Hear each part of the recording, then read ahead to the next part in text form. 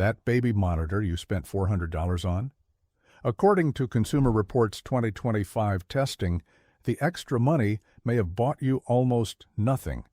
They found little correlation between price and performance, and the model they recommended cost around $70. But that's the mild part.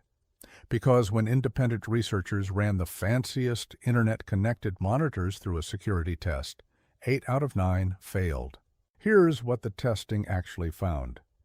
The pitch for the premium monitor is simple: peace of mind, high-definition camera, cry alerts, sleep tracking, and, on the priciest models, sensors that promise to track your baby's breathing, heart rate, and oxygen while they sleep.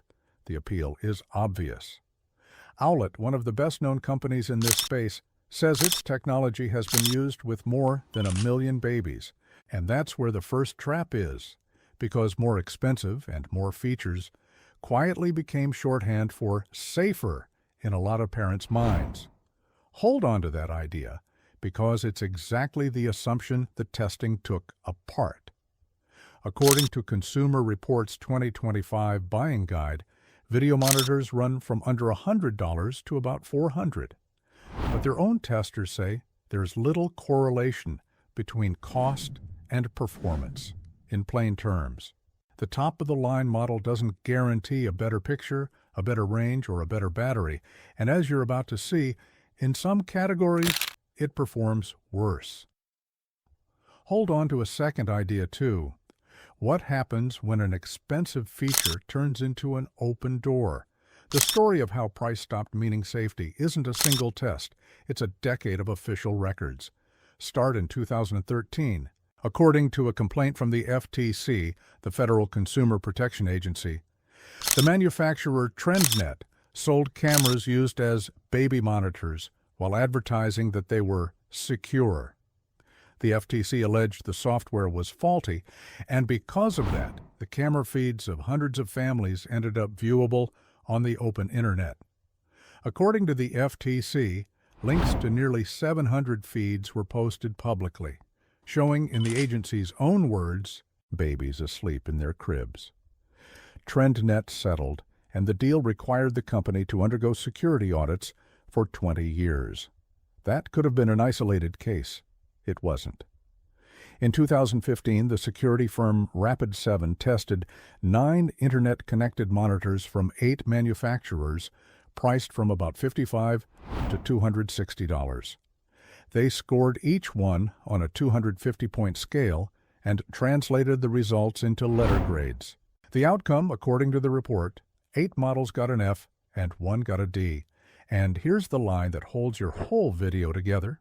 According to Rapid7's researchers, higher prices did not translate into better security. In fact, the pricier models tended to come with more features, and every connected, poorly protected feature is one more way for a stranger to get in. One of the models flagged in the report, the Philips Inn. Sight had a direct, unencrypted connection to the Internet, according to Rapid7.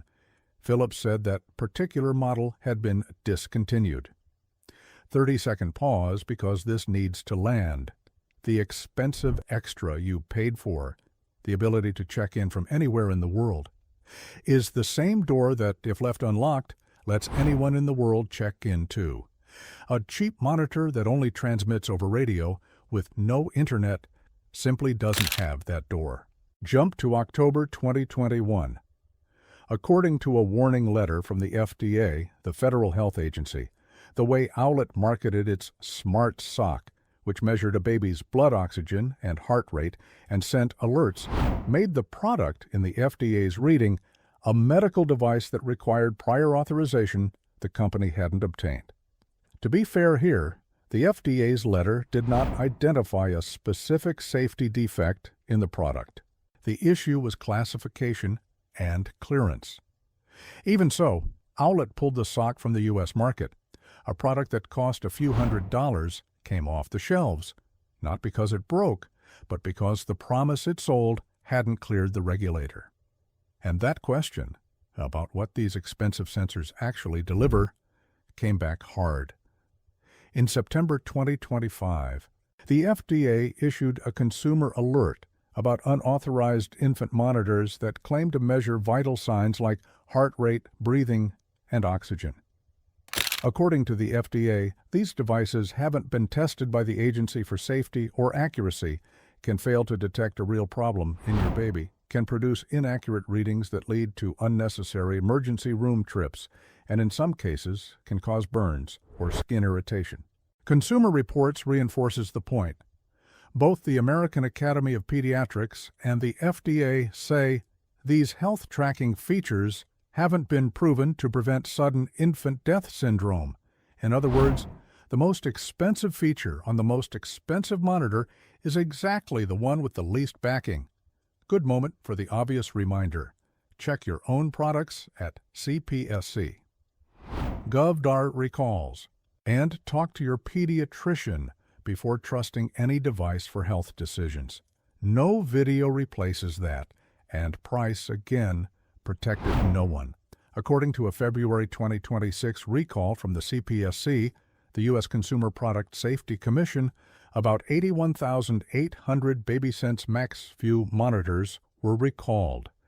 The reason, according to the CPSC, the parent unit, the piece you keep next to your own bed, had a manufacturing defect that could overheat or spark while charging, creating a fire hazard. There were 11 reported incidents and no injuries, according to the Commission. Those units sold for between $90 and $180. Put it together, security failures in the expensive ones, an unproven health promise in the expensive ones, and a fire hazard recall in the mid-range. So where's the cheap winner the title promised? The answer is almost anticlimactic in how simple it is. The monitor that wins isn't some magic $40 device buried in a secret test. It's the entire category of basic monitors, the ones that transmit over radio with no internet, no app, no vital sign sensor. By the logic of Rapid7's own report, a monitor that doesn't connect to the internet can't be broken into from the other side of the world because the door doesn't exist. It doesn't have the expensive feature, and it's precisely by not having the expensive feature that it dodges the entire class of failures the researchers documented in the premium models. And performance? Here's the stat that closes the loop. According to Consumer Reports, in 2025 you could buy a video monitor they recommended for around $70, while models costing up to $400 didn't deliver, according to their testers, a proportional edge in picture, range, or battery. The price climbed. The score didn't necessarily follow. So if you're building a registry right now, what do you look for? A device that does the basics well, reliably transmitting sound and picture. If you want Wi-Fi for the convenience of checking your phone, know that you're adding that door. And prioritize models. Consumer Reports also scores on data privacy and security, not just on features. And remember the rule that ran through every one of these reports. The most expensive feature is rarely the one that protects you. 3 things to take from this. First, according to Consumer Reports, price barely predicts performance in baby monitors. Paying more doesn't buy more safety. Second, according to Rapid7 and the FTC, the most sophisticated connected monitors were exactly the ones that failed on security because every extra feature is one more door. Third, according to the FDA, the priciest vital sign sensors are the ones with the least backing. And they don't replace your pediatrician. Now, 3 quick asks. Go to CPSC. Gov recalls and check the model that's in your baby's room right now. It takes 30 seconds. Then tell me in the comments which of these cases surprised you most. And subscribe. We track every new recall so you don't have to. Next video, the cribs and playpens pulled off U.S. store shelves and some that are still in homes right now. Because in the end, the number on the price tag was never the measure of your child's safety. The testing was.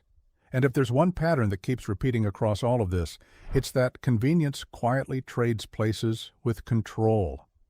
The moment a device connects to the internet, You're no longer the only one responsible for what happens to it. You're relying on the manufacturer, their software updates, their security practices, and sometimes even third-party services you've never heard of. And when any one of those fails, it's not a theoretical risk anymore. It's your home, your network, your child's room. That doesn't mean every connected monitor is dangerous. It means the margin for error gets thinner as complexity goes up. A basic monitor can fail too, but when it does, it usually just stops working. A connected monitor can fail in ways that are harder to see, harder to detect, and sometimes impossible for a parent to control in real time. So the real question isn't, what's the best monitor? It's, what kind of risk are you choosing? Because in this category, more features don't just add capability, they add exposure. And once you see that pattern, it changes how you evaluate everything else you bring into your home.